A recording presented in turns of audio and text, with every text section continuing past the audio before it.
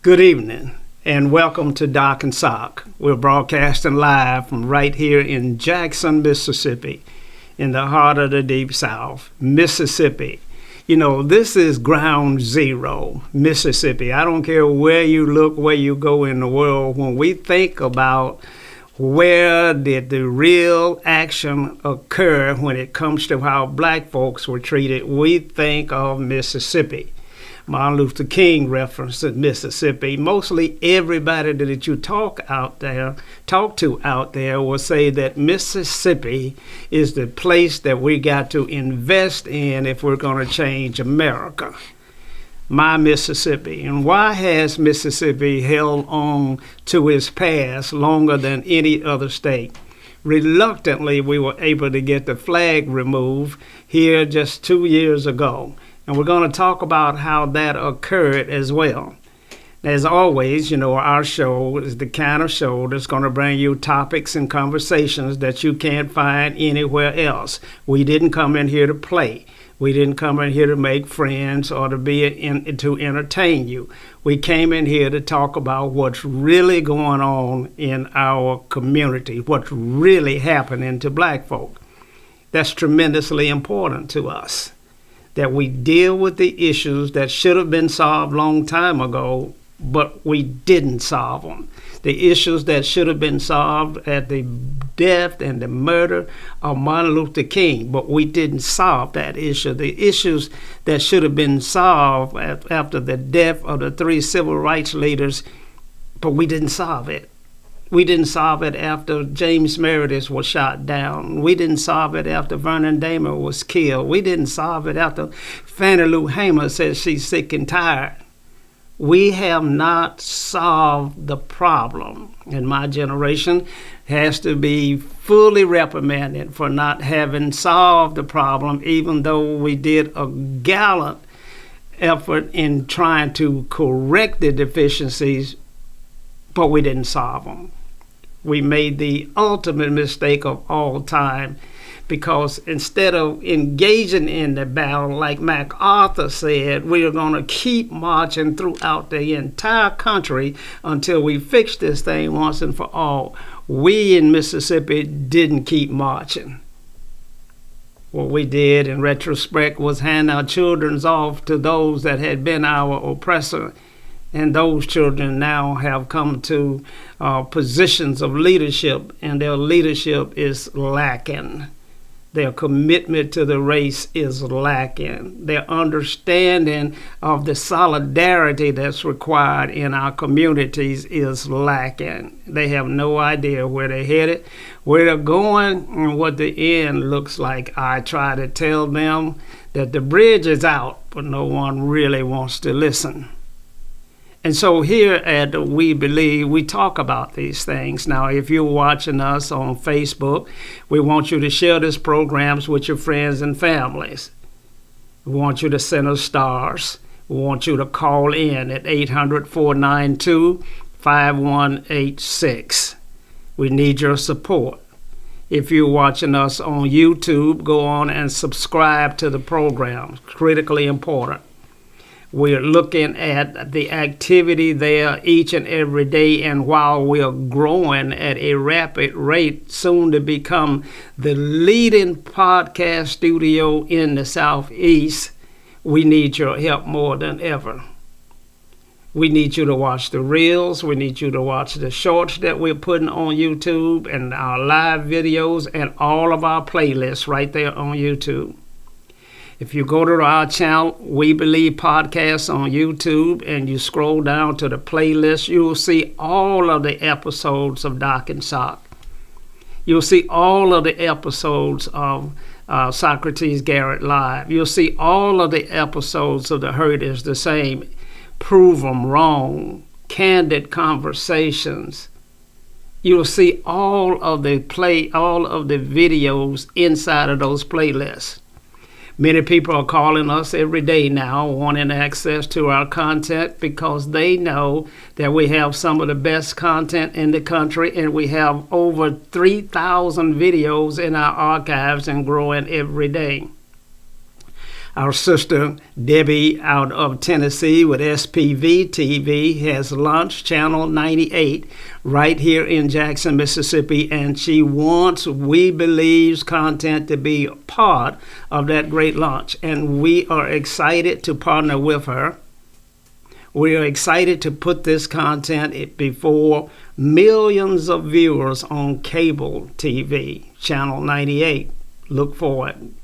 Doc and Sock and the other programs will be there. And so we realize that we are moving in the right direction. So if you're watching us on YouTube, get ready to find us in other places.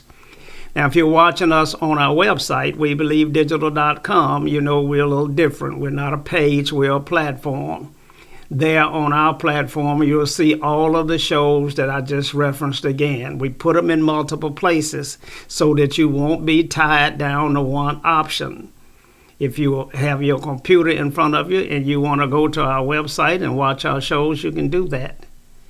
If you scroll down on the website, you'll see an access link to We Believe Radio, WBLV Radio. So we have combined in this media company all of the African American owned and operated media that we can get access to. We're in conversations about content and sharing with WMPR. We're in conversations talking about sharing with the Mississippi Link newspaper. We are in conversations talking about sharing with the Jackson Advocate. At some point in time, we're planning to put all of these entities together and bring forth one super media company that's capable of producing all of your commercials, that's capable of running the public relations campaign, capable of being your social media marketing company. And we have all of the tools to do that. We have the history to do that. The Jackson Advocate is the oldest newspaper in Mississippi and probably one of the very oldest in the country. And while the Mississippi Link is over 30 years old of continuous weekly publishing, take a look and just think for a moment what we must have in our archives. Just think about the stories and the events that have been chronicled over those 30 years that we have access to us in our archives. So yes, we do intend to become a 24/7 daily TV station that's bringing you that kind of information very, very, very shortly. So we want you to stay with us. So it's a lot going on here at We Believe. The number is 800-492-5186. Now, as always, my co-host of Doc and Sock is in the studio with me. A man that was born on a plantation in the Mississippi Delta. I'll say it again, that the only way that he got out of there, someone had to plan for his escape, just like they did for Moses when the order was out by Pharaoh to kill all male babies under the age of 2 or 2 years and under. Kill them all. And we see an order that's in place, even though it hadn't been written, but obviously there's an order in place for black males to kill them all. And that's where we have the highest crime rates that you can find anywhere in this country, in that demographics, in that group of young African males. And we're going to talk about why that is. But to my co-host, Doc, It's always good to have you in the studio. Thank you, thank you. How have you been? Well, I've been doing fine, sir. I'm still thinking and learning every day. How long do you plan on learning, Doc? Well, I'm not going to do it too much longer, sir.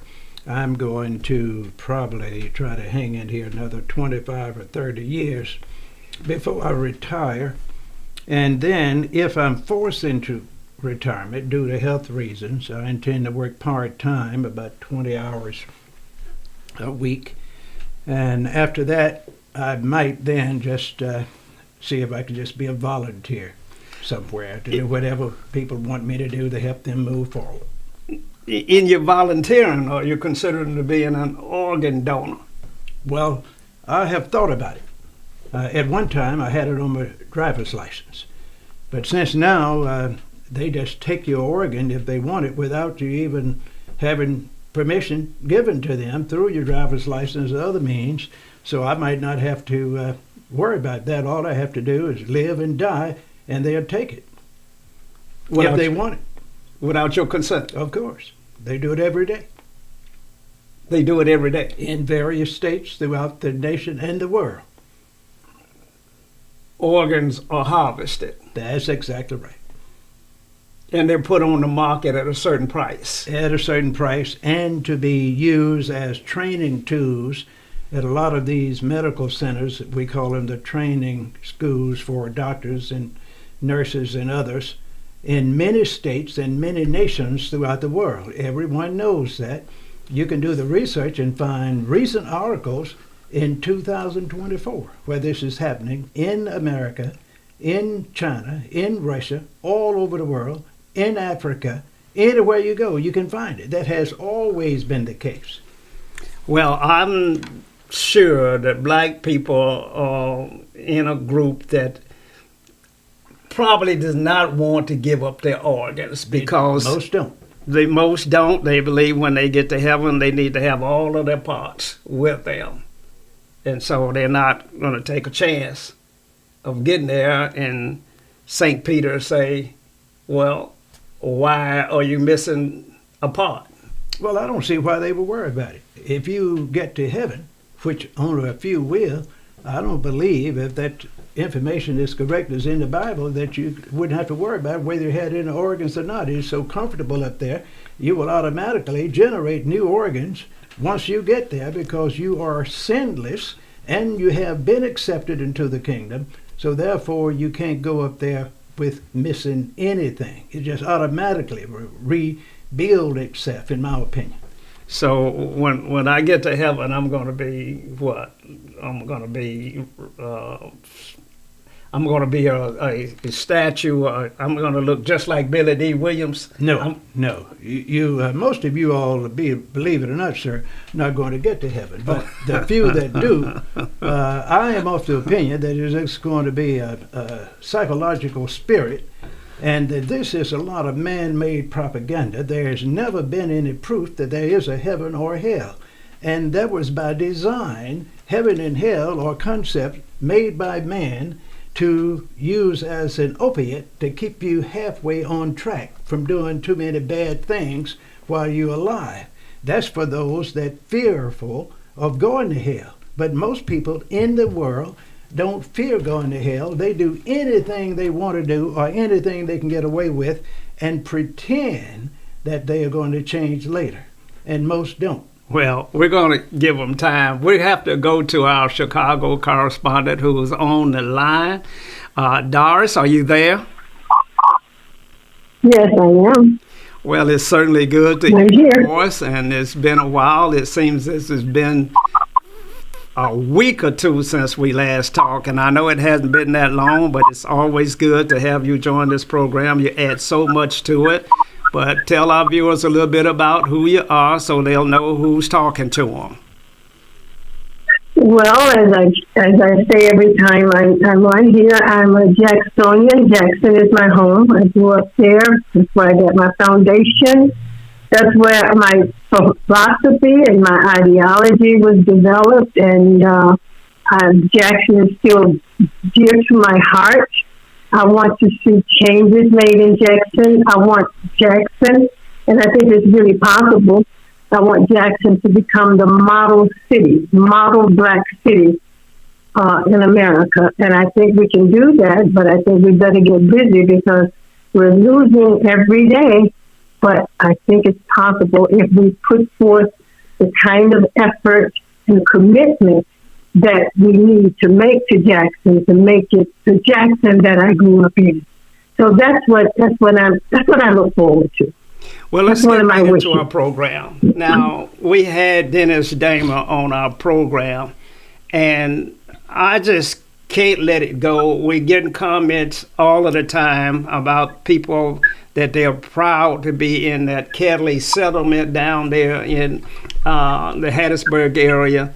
And Mr. Damer gave so much in his family. Doris, you had some profound remarks about that family having been traumatized. Can you share with us your thoughts on that? You know, Mr. Damer gave his life for black people in Mississippi. And what's so remarkable about the night that they killed Mr. Damer is the fact that he was so committed not only to his race, but to his family.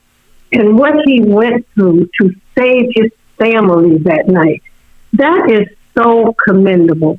And as I said to his son, his father, because of his father, he became the man that he is today, because his father gave him that foundation, a foundation that so many of our little young black boys do not have. They don't have fathers in the home.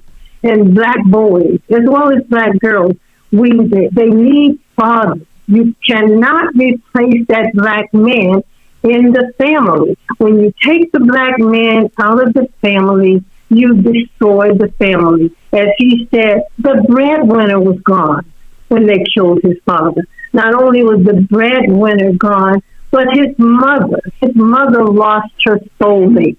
She lost her king because of these racist thugs who came and did what they did to that family that night. And so that's why I'm not a little, but I am really pissed off with us because Mr. Damer, Medgar, and so many in the past gave up so much for us to be successful and become the kind of people that they wanted us to become. And we have let them down. We did not protect the legacy. We have not protected what our ancestors left us. We have willingly given it away. We are not willing to fight and stand up and sacrifice for anything. Everybody is so individualistic, very selfish. They only want it for themselves. And they're really not concerned about the masses of the people. That's the reality. It's unfortunate, but that's the reality. That's the kind of world we live in today. And if we want to save our children, we're going to have to turn it around. Yes. Doc, you had some thoughts about Mr. Damer and also about Mr. Meredith. What can you share with us? Yes, most certainly. If we had the ability and the gumption to be like Mr. Vernon Damer, we would have had very short period of time to demonstrate, sit in, pray in, and march. Mr. Vernon Damer was a man that made sure that he gained respect from the three entities that were trying to kill black folks and other minorities that went against the so-called daily operations in the South and throughout the nation. This man believed in self-defense, and he taught his children to do the same when they were of age. He had a gun, 2 or 3 guns in every room. He had cases of bullets, and he protected himself and his family. And when he was attacked, he did not get killed by the Klan, the police, nor the citizen council members that supposed to have been leaders in the community. He got killed because he was running through that fire from room to room and burned his system. And that's what killed him. Wow. We need more people like that during that time and presently to defend themselves, because there's one thing we all know about gangbangers.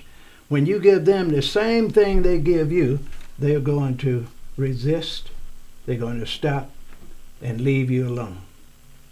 You cannot continue to be abused and accused and then turn the other cheek. Wow. Now, we're going to a commercial break, and when we come back, we're going to talk about the stand that the mayor in Birmingham, Alabama, has taken in regards to the legislation that's coming out of the Alabama House concerning the banning and the prohibiting of teaching black history or any critical race theory in Alabama. Stay tuned. We'll be right back. Socrates Garrett ENT.com is a diversified firm specializing in recycled aggregates and crushed concrete. Socrates Garrett ENT.com's recycled materials provide the construction industry with significant economic and environmental benefits by recycling clean concrete rubble into M.Dot grade rock materials. Recycled aggregates and crushed concrete can be applied to driveways, road construction, bank protection, parking lots, general bulk fills, and more. For more information, please call 601. Have you had your Earthblend coffee today? At Earthblend Coffee, we take pride in offering you the very best of beans across the world, blended and roasted to perfection, giving you superior quality and satisfying and flavorful taste.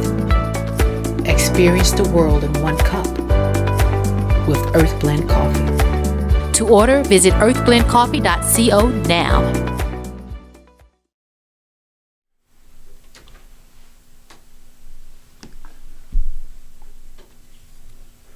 And we're back.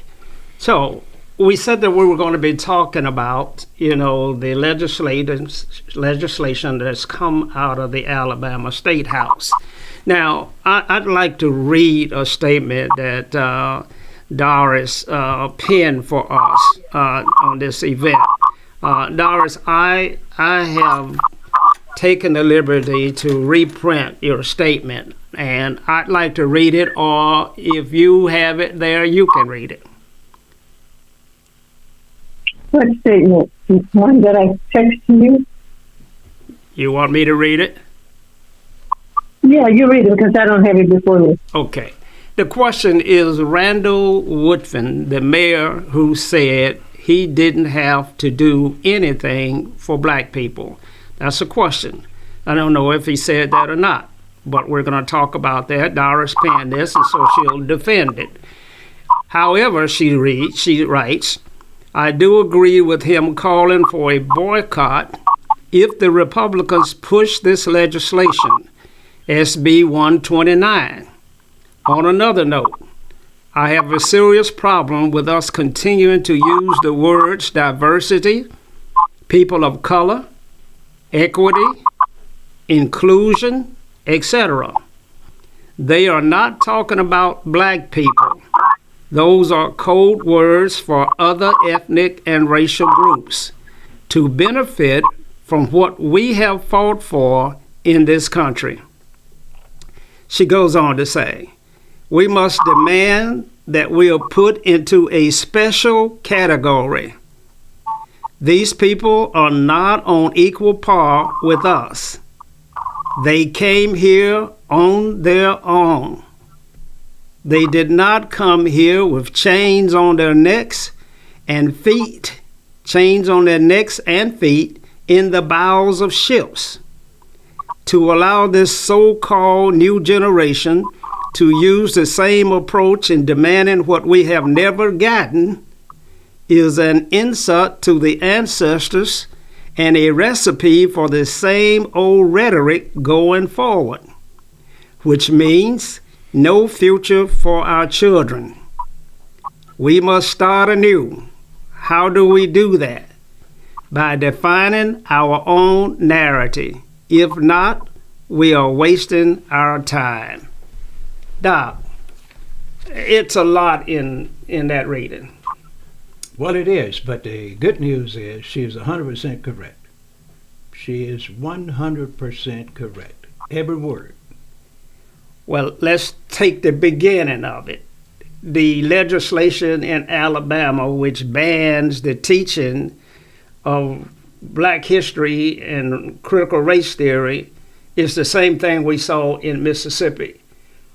Once again, why is it so important for states to ban black history. It's very clear that if you read critical race theory, it is an embarrassment to the people that don't want it. It hurts them and shows that they are anti-human. It shows that they are racist. It shows that they have always had the opportunity to take any and everything black people had and other so-called colored people since 1547 up to today. And they use several entities to take anything they want. Police, the military, and the judges, the court system.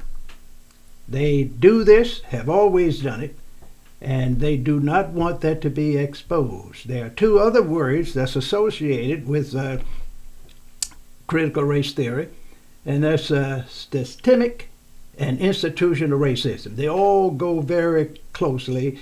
They are related to critical race theory. And it's just showing the history of constitutional racism in America and the world. Now, Doris, these are pretty serious words that you have penned here.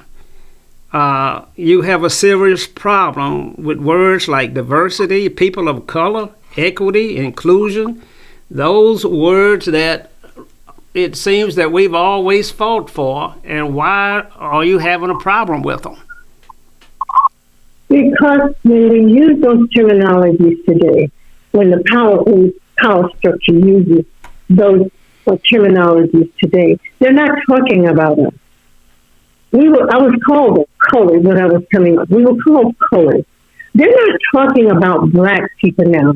They're talking about other non-white people, especially people in the Hispanic community. And many of these people classify themselves as white. If you look at their driver's license, they have white on their driver's license. So they're not talking about black people anymore. They're talking about everybody else because they're bringing these people into this country to empower them and to replace us. That's the reality of what we're dealing with now. See, I don't have time to try to dress up an ugly pig. You cannot dress an ugly pig up. He's ugly. The pig is ugly. And that's what we're doing. That's what the young politicians are doing now. And I'm very upset and pissed off with the older politicians because they have not, as I said earlier, they have not protected the gains that we made. They're going along now to get along. So diversity, people with color, and all those terminologies, they're not talking about us. We cannot allow them to put these people on par with us. These people have not gone through what we've gone through here in this country. These people did not come here with chains on their feet, chains on their hands, in the bows of ships. These people did not come here this way. These people did not endure 240 years of slavery, 90 years of Reconstruction, and 40 years of Jim Crow and racism and white supremacy that we're experiencing today. They have not gone through what we've gone through here in this country. So do not put them on the same level that we're on. If you give them $100 million, then give us $500 million. Don't say to me that we're going to give other people $100 million, and black folks have to share this $100 million with them. That is unfair, is insulting, and every black person in America who's a descendant of enslaved Africans should be pissed off about it. And that's why I asked if this man, I read someplace, I got to research, but I didn't know if this man that you're talking about in Alabama is the same mayor who said that he didn't have to do anything for black people because he was going to be elected because he had the whites behind him. So I'm not sure if this is the same person or not. But we cannot allow these young politicians to do what they're doing. They're just going along to get along. They don't have a plan. They don't have an agenda for black people. They're on everybody else's agenda. The Palestinian agenda, the illegal immigrant agenda. Look at the condition of black people in America today. Look at the condition of black people in Jackson, Mississippi. So why are we pushing everybody else's agenda? Why are we allowing these people to equate, this government to equate these people with us? They haven't gone through anything here in America. They haven't fought for anything. You know, the money that they're spending in Chicago on the illegal immigrants, up to almost $500 million now, of black people's money, black taxpayers and others that are citizens of the city of Chicago. All this money that they're spending on illegal economic immigrants, and black people are starving to death in Chicago. The schools are a disaster. Black men are out of work, and they're hiring Hispanics and others over black people. They're firing black people off these jobs and hiring these so-called people of color. We cannot allow that. And black politicians have bought into that nonsense. Your Danny Davis, your Benny Thompson, your Robin Kelly, your Jesse, Jonathan Jackson. This is what they're doing. They co-sponsored legislation for immigrants, and black people cannot touch any of that money, any of the resources that they have provided for these people. This is what black politicians have done. Well, one thing you have to add to that, Mr. Socrates, is that when you start talking about boycotting the Republicans, you have to be very specific and boycott the people that's supporting them financially. Just talking about it and demonstrating, walking up to the legislature in the various state capitals and praying over them and asking the Lord to help them, you're not going to have anything to happen. You have to find out how you're going to hurt them financially. And then you have to, at the same time, register new people to vote and get your own people in office. And that is exactly what they are doing in Jackson, Mississippi. In just a few months, sir, you're going to be surprised at all the new people that's going to be running for office in Hinds County, and you are not going to believe it. You have some new people with new skills, and they can win. And a good example is the thing that happened with the county supervisors. Out of 5 members, you had 3 new ones. And the same thing can happen with the city council in Jackson and in other cities where they have become sterilized to righteousness. Well, I get the sterilization process, but before we get to local, I want us to deal with the lieutenant governor over in Carolina, Mark Robertson. He's the leading Republican in the governor's primary. And over the weekend, he received the endorsement of Donald Trump. And black people are treating him the same way now they're treating Tim Scott. A black man that chooses to run for office, even to become the governor of a state, is not being looked upon favorably by the black people. And Doc, I don't know how we reconcile that. Now, Donald Trump says that the man is Martin Luther King on steroids. But black people say that he made some real disparaging remarks and anti-LGBT and anti-Semitic. And so this black man is not receiving support from the black community at large. Well, let me tell you something. That man did something that a lot of blacks ought to do. That's one of the ways to get new people to vote. When you have these racist blacks that are looking for political gain and financial support, they don't know they are doing this thing they ought to be doing, bringing attention to their racism and the opportunity they have to get something they don't deserve. All that's going to do is make new black people vote, register and vote. Because the only people that vote for those kind of folks are going to be strong racists and the few blacks that want those kind of positions. And they can be lost. Wow. Doris, your thoughts on the way that Mr. Robertson is being treated over there as he runs for governor of the state of North Carolina. What's your thoughts? We have got to stop voting for people because they are black. What are his policies? How are his policies going to benefit the black community? Now, you said that the people were upset with him because he made some anti-Semitic remarks, and he said something about the gay community. Why are we concerned about that? Why are we concerned about anti-Semitism? Who said these people were Semitic? These people said that they're Semitic. These people are not Semitic. Who cares about a person's sexual preference? That doesn't have anything to do with me or us. What about his policies? What about his economic plan or agenda for the Black community? Look at his policies. Now, I'm not really concerned about either party because neither one has really done anything for us. And what we did get from the Democratic Party, we forced them to do it. And then when you look back at the 64 and 65 Civil Rights Act, there were some things that we didn't protect there. So what are his policies? We don't even, most of us don't even know what the hell anti-Semitism means. Why are we getting off on that? How is that going to educate our children? How is that going to help us open businesses in the Black community, open banks, open grocery stores? How is that going to help us getting upset because they say he was anti-Semitic? Was he anti-Black? What difference is it if someone, that's this LGBTQ, if that's what you want to do, fine. Fine.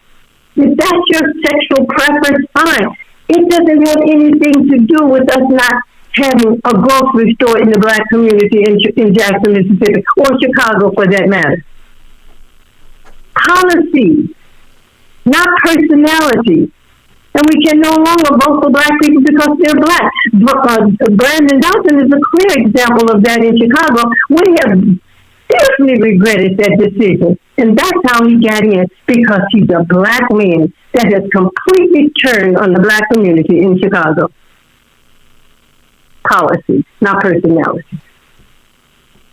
Yeah, you're going to find, Mr. Socrates, those kind of Black people are not going to win very often in America on the local or the state level, because they are making sure that they are only concerned about what we call the conservative agenda and what they can get as an individual. They care nothing about the political narrative that's supposed to be talking about equity for all the citizens. And they wouldn't do anything for a Black person if they had a chance to do it, because they will offend their caretakers that's paying them to run for office. And Mr. Scott is another example of that. He is not going to be selected as the vice presidential candidate against Trump. But Trump is alleging that his Black support is increasing every day. They are manufacturing groups through AI, artificial intelligence, to show that Black people are hugging up on him and supporting him, and it's nothing but artificial intelligence. Wow. Well, let's talk about Super Tuesday that's going on out here today.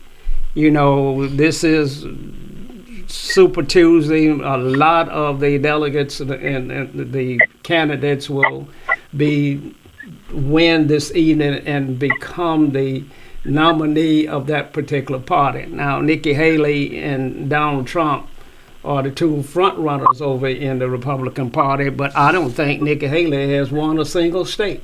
Well, she is not going to be the presidential candidate for the Republican Party. She knows that, but she is smart enough to drop out because she wants a position in the Trump administration. So she is doing exactly what she's supposed to do, stay in as long as she can, and end up with maybe 15% of the votes and the delegates. She and Trump will get together, she will endorse him, and they will negotiate a position. You know, she had a previous position with the Republicans that made her governor in her state because of her federal performance. She couldn't be governor anymore because she wanted to be president.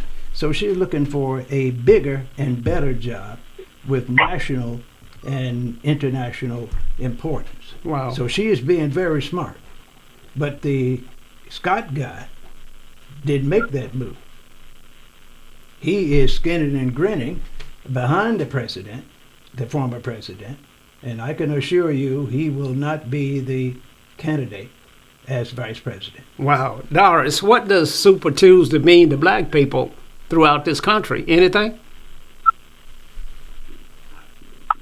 You know what? When I seriously think about it, it doesn't really mean anything if we don't give these people an agenda. It is absolutely insane to jump from one party from the Democratic Party and go to the Republican Party, and you don't have an agenda for the Republican Party, just as we don't have an agenda for the Democratic Party. Where is the black agenda?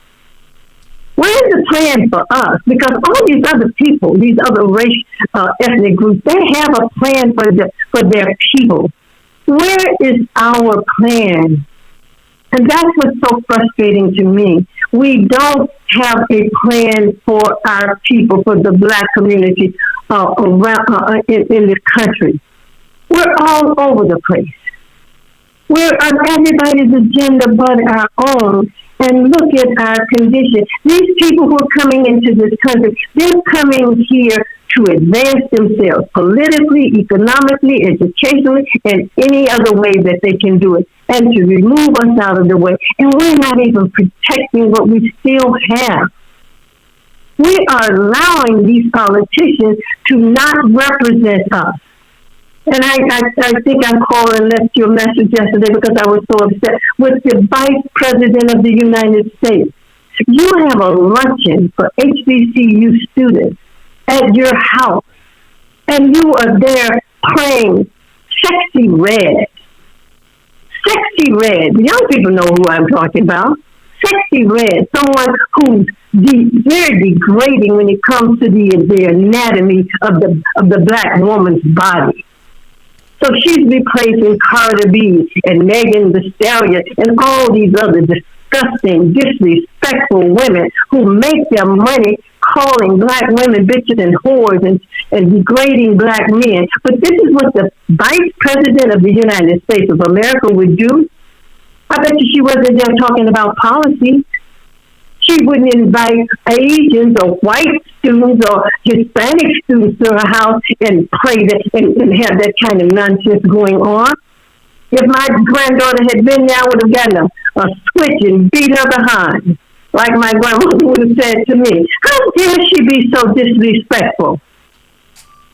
These people are disrespectful to us, and we are allowing it, and then we're passing it on to these young politicians.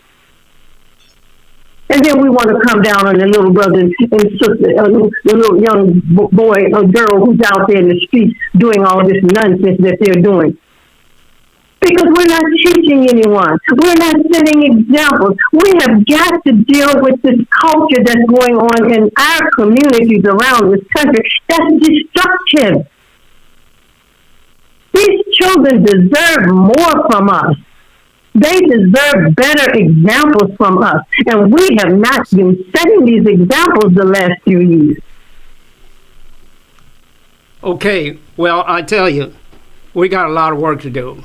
We got a lot of work to do, but we're having some technical difficulties. And so we're going to bring our program to an end this evening, but we're going to run through a quick little housekeeping things.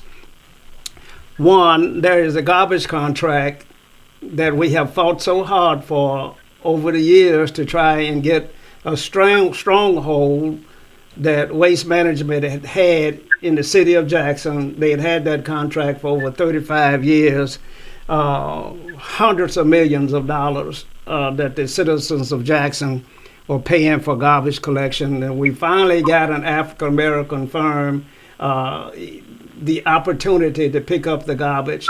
And here recently, a new RFP went out for Jacksonians to select a new garbage collection company.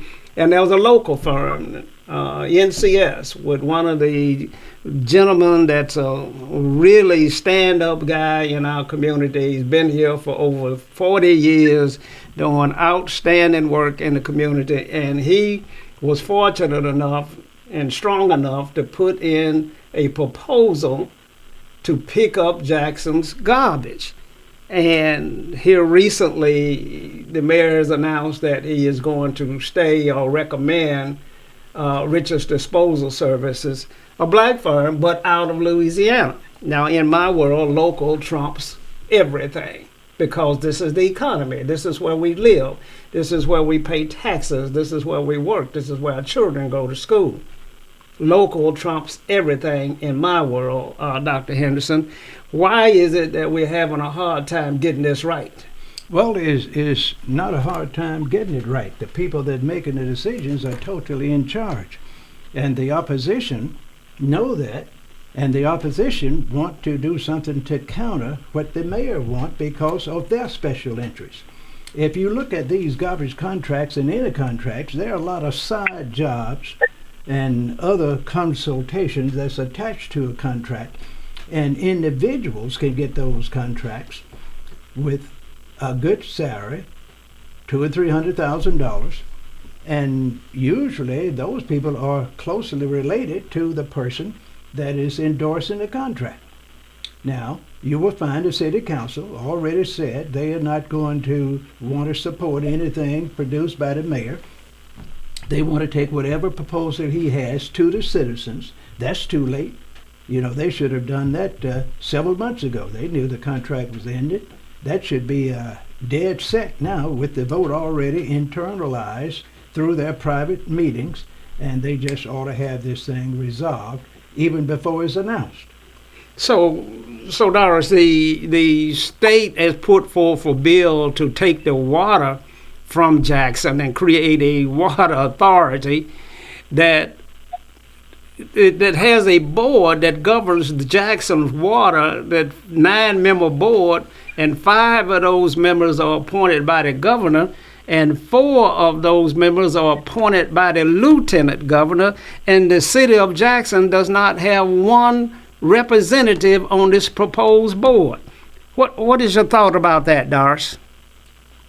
So while the city councilmen and the people on the city council continue to fight with the mayor over the least little thing, which is just a personality thing, they should be fighting this governor and the lieutenant governor of the state of Mississippi. That's where their energy should be generated, to fight these white people who are trying to take over Jackson, to run Jackson as if they have been elected by the citizens of Jackson. Taxation without representation. This is where the city council should be. This is what they should be focusing on. And I hope they're not getting ready to go through the same nonsense with the mayor as they, with waste management and Richards. I hope they don't intend to do the same thing with Richards and this other black gentleman. I mean, these people need to be taken out of office because the white folks, the white power structure in Mississippi want Jackson back. They want to take over Jackson. So they're doing everything to try to strangle Jackson. They're taking all of the economic resources that Jackson has going for itself. They're trying to take the airport. This is money. They're strangling Jackson while the black politicians are fussing and fighting with each other. We don't have time for that. These people need to go. They need to be voted out of office. And if they're not, I am afraid to say what's going to happen in Jackson. The picture looks very dismal to me because it's very clear the white power structure is putting everything in place that they can put in place to keep Jackson from being successful under the leadership of a black mayor. It's so obvious. Well, we're certainly going to have to look at means and methods of making a change. If the white folk want to take all of the work and the contracts away from Jackson and give it to people that look like them, and then the black folk in Jackson take the contracts and give it to others that don't live here in Jackson, what the hell does a black man have to fight for in Jackson? One thing. You better fight for the city of Jackson. By registering new voters, training and selecting new people to run for office, and putting those new people in office. You cannot keep the same people in any appointed or elected position if they are not doing what the people need and deserve as citizens. And the legislature going to keep this confusion going because Doris mentioned something that a lot of people don't talk about. Representation, we call it. False representation. No vote. The legislature make all the rules, make all the laws, make all the appointments for the commissions, and exclude the people they don't want to have any input.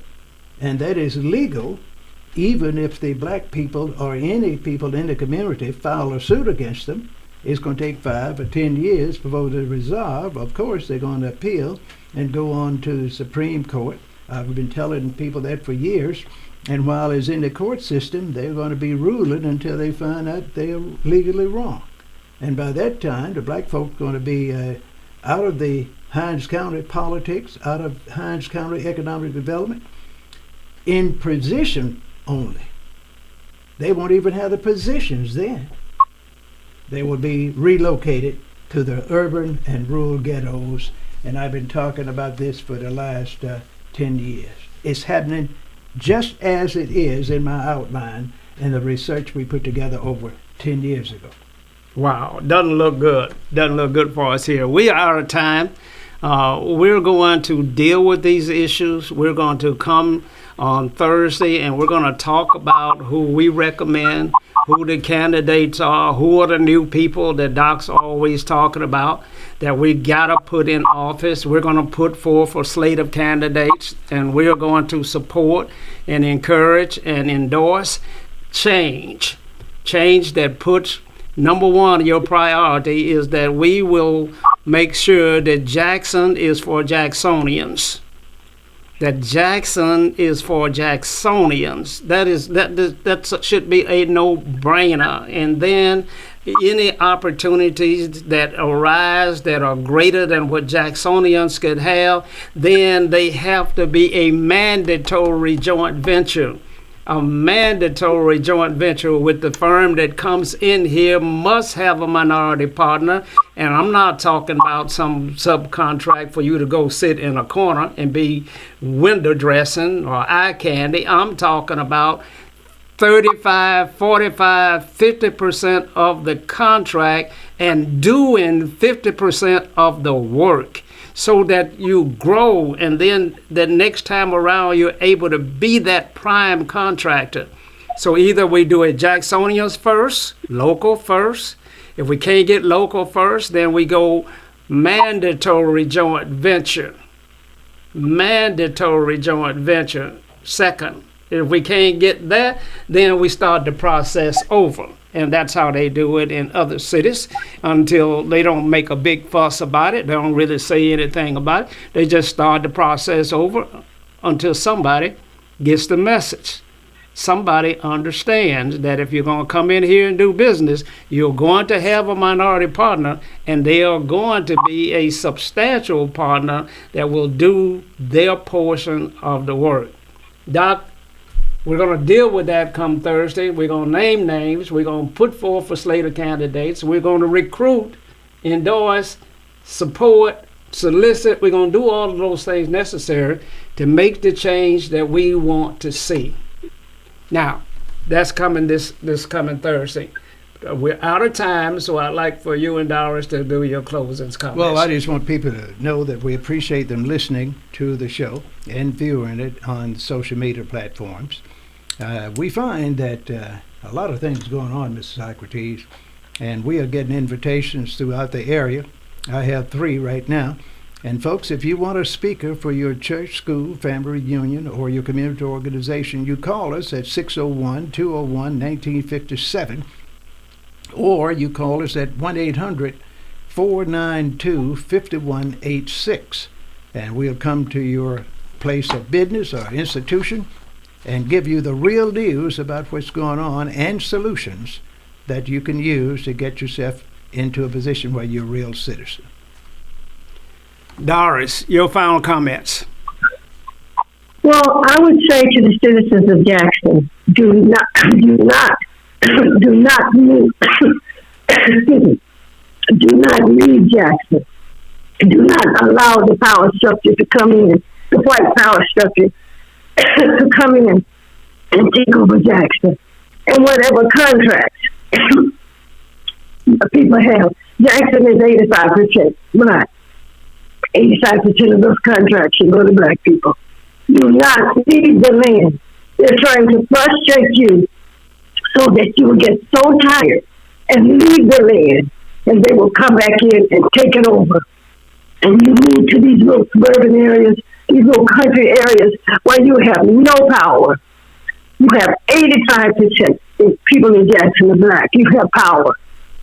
Keep your power. Use your power to fight the white power structure. And those black folks who are not doing anything for you, get them out of our.